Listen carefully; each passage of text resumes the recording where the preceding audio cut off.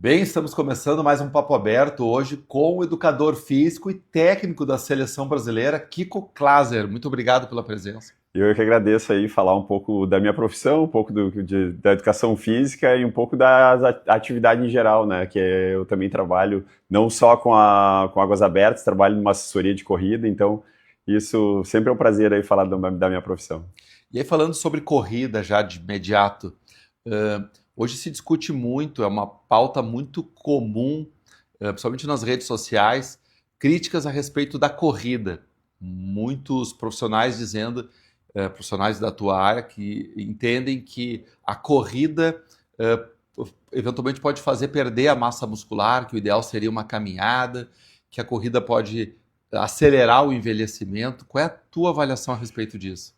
Olha, hoje eu trabalho numa assessoria de corrida, né? A gente tem vários corredores que correm de maratona, até quem faz o corre-caminha, que a gente chama lá, se tu, Leandro, for começar hoje e nunca correu lá com a gente, vai começar caminhando 1 minuto, correndo 1 minuto, e a gente vai ver a tua capacidade de performar na corrida ou não, né? Então, por isso, eu acho que deu um boom da corrida. A gente está aí há 2 semanas da maratona de Porto Alegre e tem muita gente correndo sem orientação. Esse que eu acho que é o grande problema. Agora, se tu correr bem orientado por um bom profissional, né, que sabe o que está fazendo, que já tem experiência nesse ramo, eu acredito que a corrida realmente pode te dar uma longevidade, não só uma longevidade nos anos de vida, mas como da tua saúde, né? De tu estar bem contigo mesmo, de tu se encontrar num grupo também, né? Porque hoje a gente tem um grupo lá de quase 400 pessoas que se reúnem, não os 400 no mesmo dia, no mesmo horário, mas que a gente tem várias saídas, né? E essas pessoas começam a ter prazer em estar ali e ter prazer em fazer uma atividade física. E eu acho que essa é que tu tem que saber relacionar. O teu prazer, a tua atividade física como fim e com a tua saúde, né? E a gente faz bem isso e equilibra bem lá na assessoria que eu dou, que é a Preta Assessoria. E o corre-caminha pode ser um bom início? Com certeza. Todo mundo começa por esse caminho, né? Eu acho que a gente mede daí também, a gente tem hoje em dia os relógios, os smartwatches, né, te dão muita resposta, né? Hoje em dia tem smartwatch, anel, pulseira, a gente tem essa resposta vem direto para o profissional que está trabalhando contigo e ele avalia, né? Claro que além disso tem fisioterapeutas, médicos envolvidos que avaliam isso tudo e vê o quanto é saudável tu continuar e tu aumentar o teu volume ou não. Né? Muita gente acha que só pelo boom da maratona, né? Todo mundo acha que é só maratonista. Não, tem gente que corre 2, 3, 5 quilômetros e ao performar dentro daquele teu ambiente, dentro do que tu imagina como saúde, como a gente imagina como saúde para aquela pessoa. Né? Porto Alegre é uma cidade que tem muitas lombas, né? Existe uma restrição em relação a lombas, a pessoa deve evitar lombadas nas corridas e nas descidas deve diminuir o ritmo para diminuir também o impacto sobre os ossos, com as certeza. articulações. A gente procura sempre fazer um caminho bem plano. Né? Então a gente tem a orientação, claro, se tu mora num lugar onde tu já sai, né, com uma certa inclinação, a gente procura, normalmente a pessoa caminha até um lugar onde pode ter uma superfície mais plana. Por incrível que pareça, né, realmente a gente tem muita lomba aqui em Porto Alegre, né, tem regiões altas, mas a maratona de Porto Alegre é a maratona mais rápida do Brasil. Né? 2 semanas atrás teve um maratonista que correu aqui 2 horas e 8, um queniano, e é porque ela é muito plana, né? Então, claro que ela é feita toda ali perto da orla, né? Então, essa é a fama da maratona de Porto Alegre, né? Dela ser bem plana, e eu acho que isso aí deu um boom na cidade. A gente tem um turismo esportivo hoje muito grande, né, que aqui a rede hoteleira de Porto Alegre bateu 80, 90, 97%, se eu não me engano, durante a maratona de Porto Alegre. e as pessoas, né, às vezes nem sabem isso, nem conhecem esse detalhe da maratona, né? O quanto a maratona rende para a cidade e o quanto essas corridas rendem para a cidade. E eu realmente acredito aí que Porto Alegre aí está no radar do Brasil inteiro para vir aqui para fazer essa maratona, que ela é, por incrível que pareça, apesar de a nossa cidade ter esse tanto de lomba e de inclinação, ela é uma maratona bem plana, né? Porque ela a pessoa ainda aproveita toda a vista do rio ali, que é maravilhosa. Questão dos suplementos, faz diferença a pessoa suplementar antes de uma atividade física? Ou também, não só no antes, mas também suplementar o depois da atividade física? Com certeza, com certeza. A gente vai muito de pessoa para pessoa, né? E qual é o teu objetivo final? Tem pessoas como eu que correm em jejum, eu gosto de correr em jejum e tenho essa capacidade de fazer isso, né? E para mim não faz falta. Agora tem outras pessoas que suplementam, tem uma suplementação, né? Procuram um nutricionista, a gente orienta a fazer isso. Durante a corrida também, né? A gente tem lá um determinado número de géis que as pessoas usam ou de suplemento que ela usa, né? Então, essa área hoje em dia também evoluiu muito, eu acho, em virtude do esporte de rendimento, porque o esporte de rendimento é a Fórmula 1 do esporte. Né? Tudo que acontece na Fórmula 1 lá, quando a gente viu os carros lá, os primeiros... vai para os carros de rua depois. Vai para os carros de rua, né? Mas, por exemplo, o que eu vejo que as pessoas muitas vezes têm dúvida é com relação à barrinha de proteína.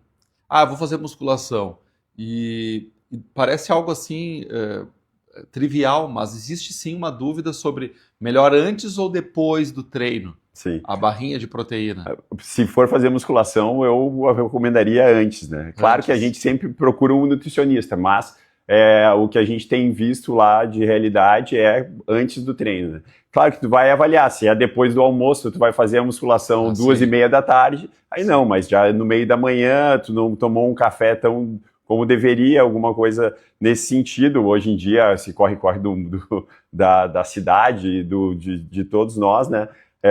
Acaba se consumindo muito esse tipo de fonte, né? Então, é um consumo grande, a gente realmente faz carboidrato antes ou durante até o exercício aeróbico, a proteína, quando tu vai ganhar uma massa muscular ou força, a gente tem bastante isso. As pessoas no inverno, muitas vezes, estão resfriadas, estão um pouco gripadas e ficam em casa, não fazem atividade física alguma. Qual é a orientação do educador físico em relação aos estados gripais? A pessoa deve esperar ele se encerrar por completo para voltar a praticar uma atividade física? Ou, no que sentir que ele já começou a declinar, é interessante retomar a atividade física até para recuperar a capacidade cardiorrespiratória, enfim, e acelerar também a recuperação? A minha resposta nisso até é um pouco da minha experiência com o esporte de rendimento. Eu sou visto hoje em dia, nem um tanto mais, mas atrás lá eu era visto como um técnico bem duro. Eu era duro mesmo, não tinha... O Leandro estava lá morrendo, eu mandava vir nadar. A médica do União ficava maluca comigo.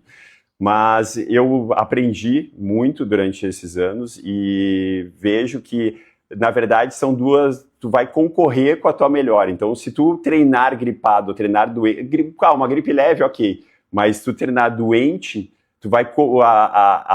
o organismo vai concorrer à tua melhora com o teu treinamento. Então, tu não vai conseguir fazer nenhum nem outro.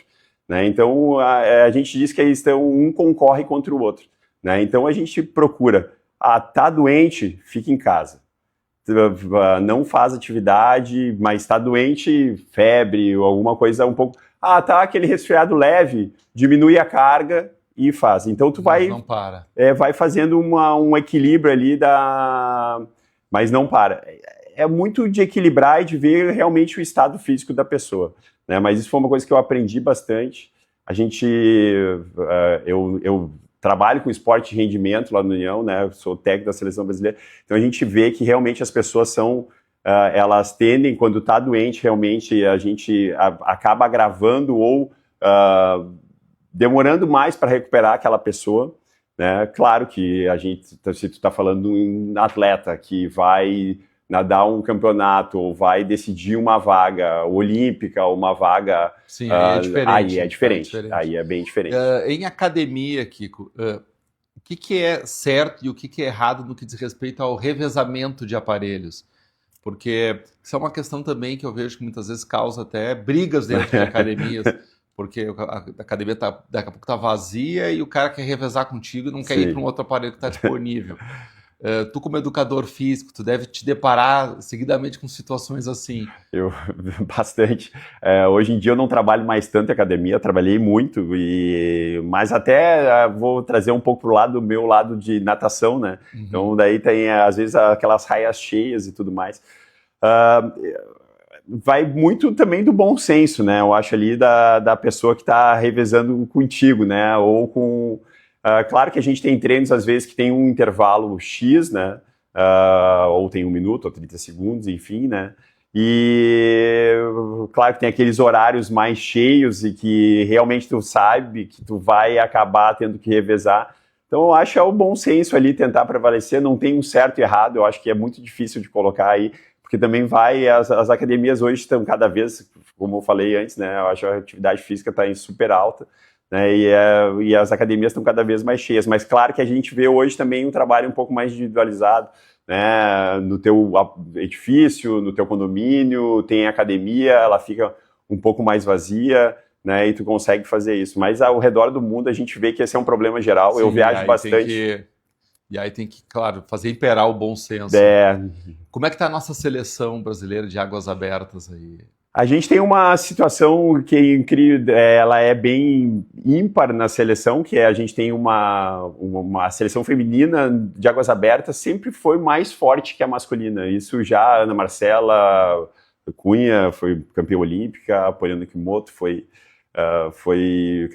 terceiro lugar na Olimpíada do Rio. A gente teve já campeões mundiais, a Viviane, que treinava comigo agora, está treinando na Itália, foi semana passada, treinando na Itália, vai ficar algum tempo lá treinando, ela de grande destaque do mundo. E no masculino a gente tinha uma certa deficiência, que a seleção feminina era de um nível e a masculina era um pouco abaixo. E que o mundo vai ser dominado pelas mulheres, não adianta. Pois é, né? E incrível que pareça, mas agora a gente tem uma renovação boa, né? A gente tem 2 meninos, até um gaúcho, o outro de Brasília, mas que estão treinando aqui comigo.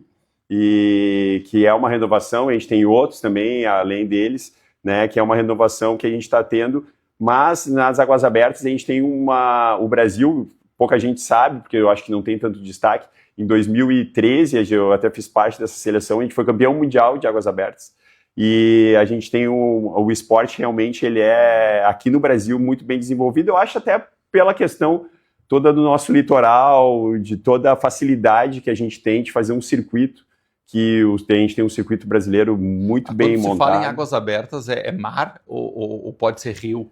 Pode ser rio, pode ser lago, pode ser mar, a gente nada... No caso, em Porto Alegre, o treinamento é em piscinas, né? Isso, em piscinas. Tu não vai para o Rio Guaíba nadar. A gente ia até pouco tempo atrás, incrível que pareça, a gente ia atrás da Ilha do União, tem um canal de remo que a gente treinava bastante, mas nos últimos anos, infelizmente, a gente não tem... Pela poluição. Pela poluição. A gente tem uma fazenda que é de um amigo nosso que a gente acaba nadando, e um condomínio em Porto Alegre também que tem um lago grande que acaba nos emprestando. E a gente acaba tendo essas alternativas. Mas 99% dos nadadores do mundo, eu posso te garantir isso, treinam 99% do treino na piscina.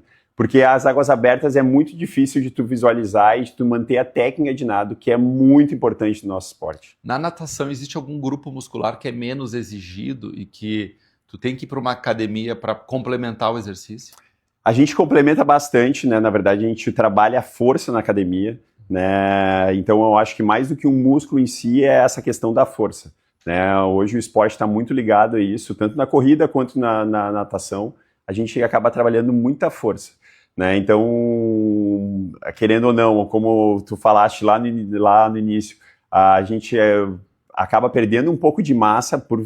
Meus nadadores nadam 4 horas por dia, nadam Segunda-feira eles nadaram 18 quilômetros, né? Então, eles acabam perdendo um pouco de massa se a gente não fizer esse complemento na academia, né? E já que falaste agora em caminhada, no caso da caminhada, o que seria uma caminhada boa para uma pessoa de meia idade? Quantos quilômetros uma caminhada boa? Eu não... A gente... 5 quilômetros, 6 Sim, quilômetros? vai depender muito do... A gente gosta mais de fazer para essas pessoas por tempo do que por quilômetros, né? Uma pessoa de 60 anos pode caminhar 5 quilômetros em 30, 35 minutos ou 45 minutos. Daí, então, a gente hoje em dia usa muito o relógio. Usar o relógio e usa o relógio. basear por ele.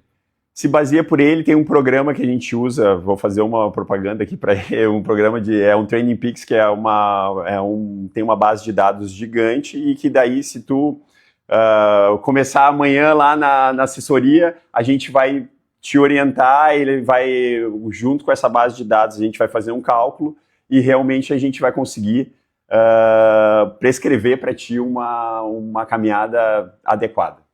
Caminhar continua sendo muito bom, embora a corrida esteja tão em alta, mas ainda aqueles que não se sentem tão bem correndo, que não deixem então de caminhar. Reduz impacto, te mantém ereto, é um excelente exercício. Para encerrar, conta um pouco desse episódio com o Luciano do Vale, que fez tu pagar um vale. É verdade, isso aí foi em 2012. Eu estava vindo de uma competição, a gente teve um bom resultado, ele morava aqui em Porto Alegre, e ele me ligou pro meu celular e eu estava estacionando o carro, atendi, achei que era um trote dos amigos meus, e comecei a falar até de uma forma debochada com ele, e era o Luciano do Vale mesmo, na época, era o meu ídolo de infância, acabei indo no programa dele aqui em Porto Alegre, na Bandeirantes. Ele estava te ligando para te convidar para uma entrevista no programa dele. Isso mesmo. Então, foi um prazer sempre, eu gosto sempre de falar da minha profissão, do esporte em geral, e foi bem legal, porque acabei dando palpite de futebol, de vôlei, de tudo, falei do programa dele, então foi uma experiência bacana. Que show. Kiko, muito obrigado pela presença. E vocês que gostaram, não deixem de curtir, não deixem de nos seguir no nosso perfil, tanto o perfil pessoal, Leandro Malta Martins, quanto da própria Malta Martins, que entrevistas interessantes como essa nós vamos ter lá, tanto as gravadas quanto as posteriores, tenho certeza, vocês vão continuar curtindo. Mais uma vez, obrigado pela presença. Valeu, e até mais.